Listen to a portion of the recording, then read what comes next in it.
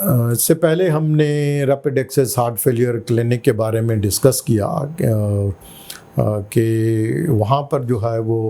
जो जिनको de novo पहली दफ़ा हार्ट फेलियर का प्रॉब्लम होता है तो वो rapid access heart failure clinic में अगर वो क्वालिफाई करता है तो उनको ऐसी क्लिनिक्स में देख के और उसी के थ्रू जो है उनकी तशख़ीस और इलाज को मुकम्मल किया जाता है। अलबत्ता इस क्लिनिक में रैपिड एक्सेस में ये भी जिनको हार्ट फेलियर का प्रॉब्लम नहीं होता तो फिर उनको हम डिस्पोज करके और वापस कम्युनिटी में एक लेटर लिख के कि हमने आपके मरीज़ का पूरा एवालुएट किया है और उनको हार्ट फेलियर नहीं है, तो फिर उनको वापस जो है वो कंटिन्यूएशन ऑफ केयर, अगर उनको कोई लंग्स का कोई प्रॉब्लम है और कोई प्रॉब्लम है, कोई एलर्जीज़ का प्रॉब्लम है, तो उनको वापस जो है हम कम्युनिटी क्लिनिक में भेज देते हैं। आज जो हम डिस्कस कर रहे हैं वो ये है कि दूसरे नंबर की जो स्पेशलाइज क्लिनिक है जिसको हम post discharge heart failure clinic कहते हैं। Post discharge heart failure clinic में ऐसे मरीज़ देखे जाते हैं जो हॉस्पिटल में हार्ट फेलियर की बीमारी की वजह से अगर वो हार्ट फेलियर की एडमिशन की क्राइटेरिया फुलफ़िल करते हैं, चाहे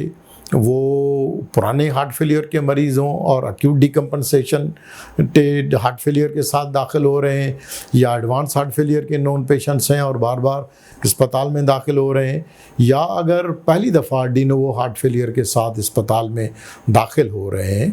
तो अमेरिकन हार्ट एसोसिएशन का एक मंसूबा है जिसको गेट विद द गाइडलाइन के हवाले से, और उस मंसूबे का ऐसा ये है कि ऐसे पेशेंट जो एक्यूट डिकम्पनसेटेड हार्ट फेलियर के साथ अस्पतालों में दाखिल होते हैं तो दाखिल होने के बाद जो है फिर उनको स्पेशलाइज क्लिनिक में देखना ज़रूरी होता है, और इसलिए उस स्पेशलाइज क्लिनिक का नाम जो है वो post discharge heart failure clinic रखा गया है, ताकि इस किस्म के मरीज़ जो हैं वो किसी दूसरे डॉक्टरों के पास दूसरे क्लिनिक्स में ना जाएं जहां उनको 3-3 महीने या 6-6 महीने की जो रेगुलर क्लिनिक्स की अपॉइंटमेंट होती है उनमें उनको नहीं देखा जाए, क्योंकि वहां जाने के बाद जो है फिर वो मरीज़ जो है वो निगलेक्ट हो जाते हैं। तो ये जो स्पेशलाइज क्लिनिक्स हैं ये उस अस्पताल में ही हम प्रैक्टिस कर सकते हैं जहां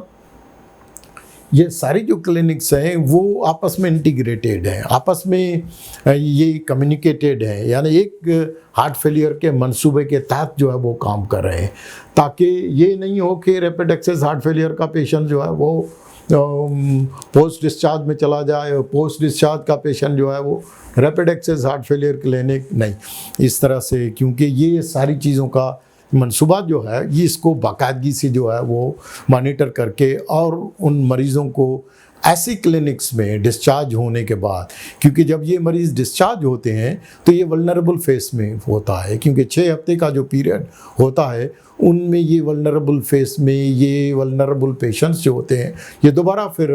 इमरजेंसी में आके और फिर दोबारा वो बार बार जो है वो इस तरह से दाखिल होने की उसमें, तो उनको बचाने के लिए, उससे बचने के लिए इनको अर्ली बजाय उनको 6 हफ्ते 1 महीना 3 महीने की अपॉइंटमेंट देने के, इस किस्म के जो पोस्ट डिस्चार्ज हार्ट फेलियर के क्लिनिक्स होते थे वो ऐसे मरीज़ों को सिर्फ लुक आफ्टर करती थी जो अस्पताल से रिसेंटली डिस्चार्ज हुए। तो डिस्चार्ज होने के साथ ही उनको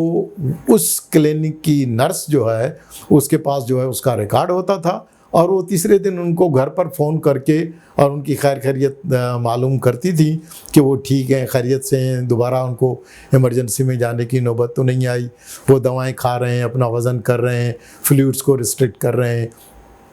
तो वो उनके साथ बातें करके और वो उनकी खैरियत मालूम करके, तो ये जो मरीज़ पोस्ट डिस्चार्ज जो अस्पतालों से डिस्चार्ज होके जाते थे तो ऐसे मरीज़ों को फिर हम 10 से 12वें दिन या मैक्सिमम 15वें दिन के अंदर अंदर, यानी 2 हफ्ते के अंदर अंदर जो है उनको post discharge heart failure clinic में एवाल्यूएट करके, ताकि उनको अगर किसी दवाओं के साइड इफ़ेक्ट्स हो रहे हैं, किन पेशेंट्स में रीनल इम्पेयरमेंट हो जाती है, कुछ पेशेंट्स में जो लिवर फंक्शन है वो लिवर फंक्शन डिटोरिएट हो जाता है, और कुछ मरीज़ों में दवाओं के साइड इफ़ेक्ट्स होना शुरू हो जाते हैं, कुछ मरीज़ सही तरीके से दवाएं नहीं खाते, कुछ मरीज़ जो हैं वो दवाओं के ज़्यादा वज़न डोज जो है वो इस्तेमाल करते हैं, तो उनको उस क्लिनिक में बुला के और फिर प्रॉपर तरीके से, और इस क्लिनिक के जो पोस्ट डिस्चार्ज क्लिनिक के पाथवेज होते हैं, फिर उन पाथवेज को फॉलो करके ऐसे पेशेंट्स को जो है वो अस्पतालों के दाखलों से और चक्करों से, इमरजेंसी के चक्करों से बचाया जाता है। तो यूँ post discharge heart failure clinic जो होती है वो गेट विद द गाइडलाइन के मंसूबे के तहत, ये अमेरिकन हार्ट एसोसिएशन का जो है वो मंसूबा है और अभी भी होगा, क्योंकि मैं जब मक्का में था किंग अब्दुल्ला मेडिकल सिटी में, तो उस ज़माने में उसका हिस्सा था, और उसके बेस पर फिर हमारे अस्पताल को जो है वो अवार्ड मिला गेट विद द गाइडलाइन की तरफ से, अमेरिकन हार्ट एसोसिएशन की तरफ से। तो ये जो post discharge heart failure clinic के पेशेंट्स होते हैं और यूं उनको अस्पतालों से बार बार और इमरजेंसी के चक्करों से बचाने के लिए ये क्लिनिक जो है वो एक अहम रोल जो है वो प्ले करती है।